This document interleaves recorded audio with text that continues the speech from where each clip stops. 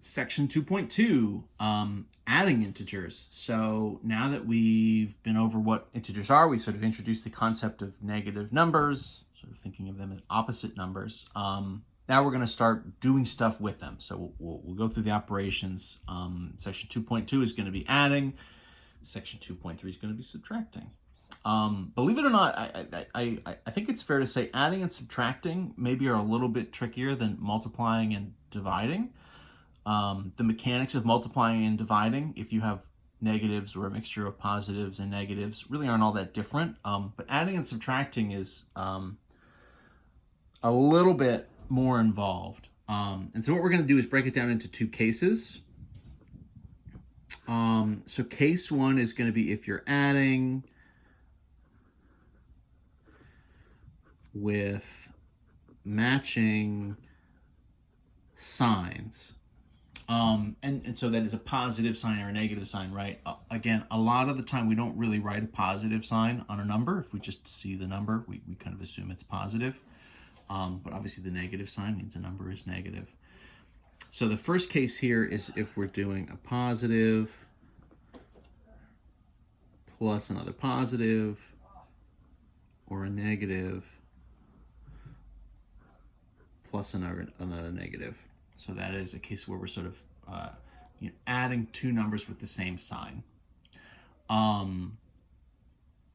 What that kind of means for us conceptually is that I sort of think of this as that the numbers are heading in the same direction.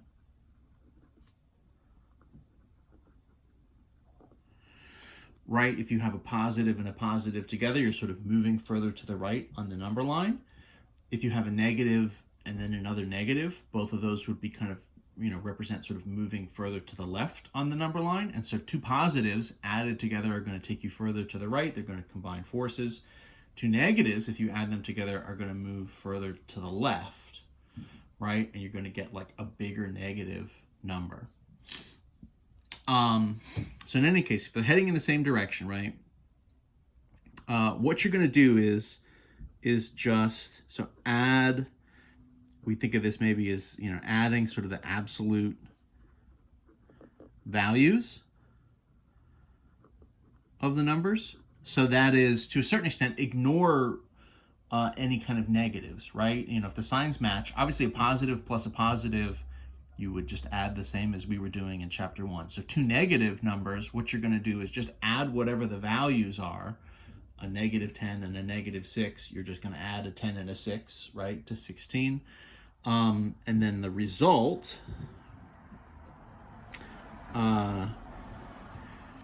what's going to happen is the result is positive if you're doing, right, positive plus positive. The result is negative if you have a negative plus another negative.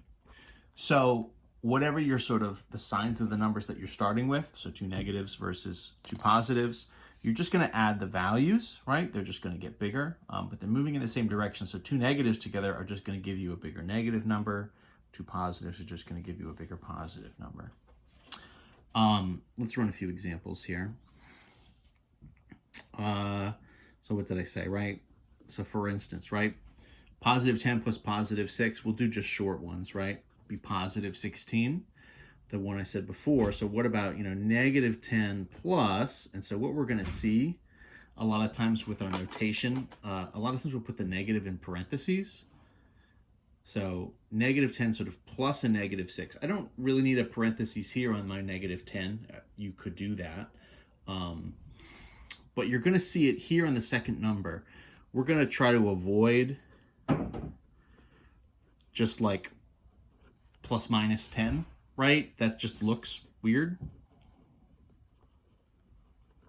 So we're just like not going to do that.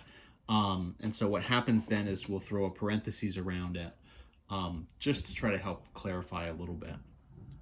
In any event, right, so this is a negative and a negative, right? So this is two negatives. So what I'm going to do is just 10 plus 6, which I know is 16, but then my result is going to be negative, right? So I'm just adding the values together in some sense as absolute values. And then because I started with two negatives, I'm going to end up with just a bigger negative number, right? That makes sense pretty intuitively. The second case obviously would be, what if the signs are mismatched, right? So if the signs are mismatched, so that is, right, a positive plus a negative, or, right, a negative plus a positive. Now, I should say just right off the bat, what we said before is that addition is commutative, and so in some sense the order shouldn't matter. I'll sort of say here that is still true. So in theory, writing out both of these cases is really just one case. It's kind of arbitrary. Oh, excuse me. But I'll put it there just the same, just so we sort of have it. What that kind of means conceptually, right, is that the values are kind of working against each other.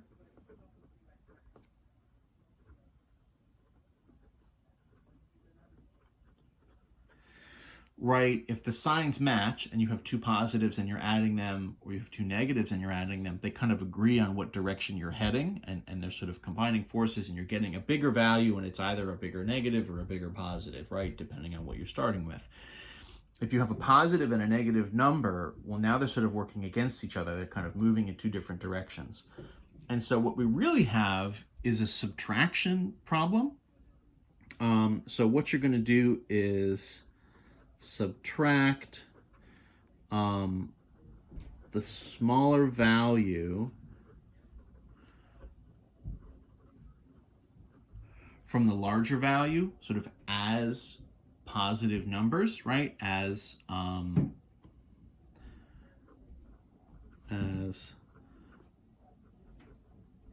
positive numbers. So again, kind of ignore the positive and negative sort of temporarily, right? The idea is that the values are working against each other. So it's going to be a subtraction. You're sort of finding the difference because they're not combining and giving you a bigger. They're sort of taking away from each other and sort of reducing. So whichever the smaller value is as an absolute value, right, you're going to subtract that away from the larger one. And then the idea is the result is the sine of whichever number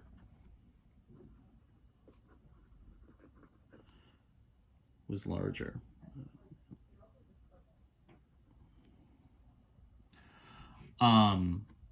So let's see a couple examples of this in action, because this is maybe a little bit more kind of work to do, a little more setup. So for example, right, let's say I've got, negative 10, and I'm going to add it to a positive 6, right? So the setup is going to be 10 is the larger number, right? So I'm going to set up and sort of calculate 10 minus 6, which I know is 4. But then when I go back and look at the originals, the negative 10 is the larger number, right? And so what that means is my result here,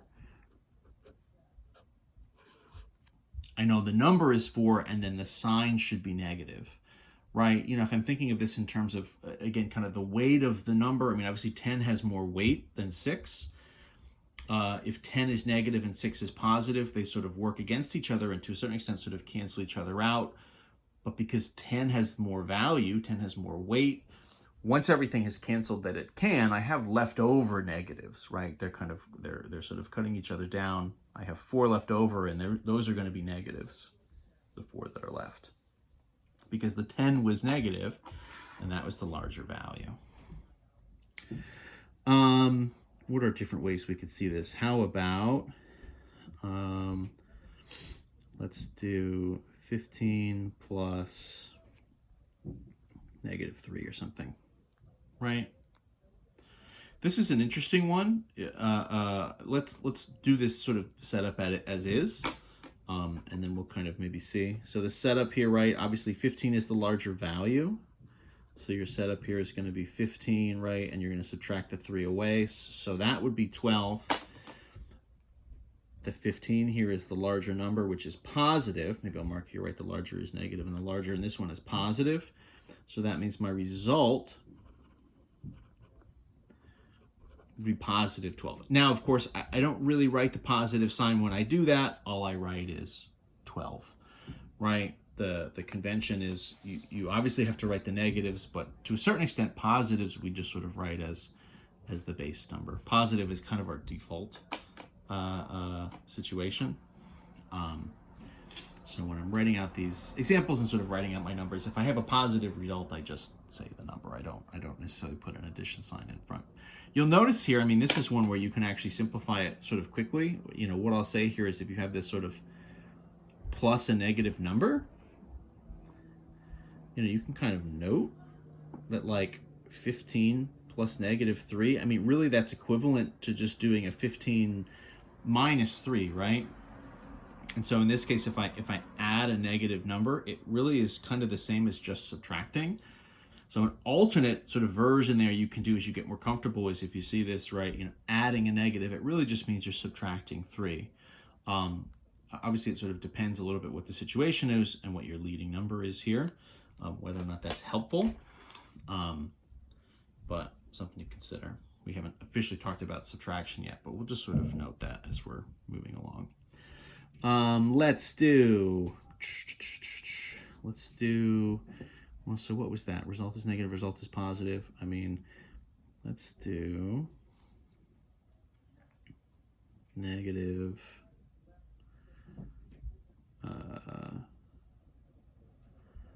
6 plus, well, it's got to be positive, I guess, right?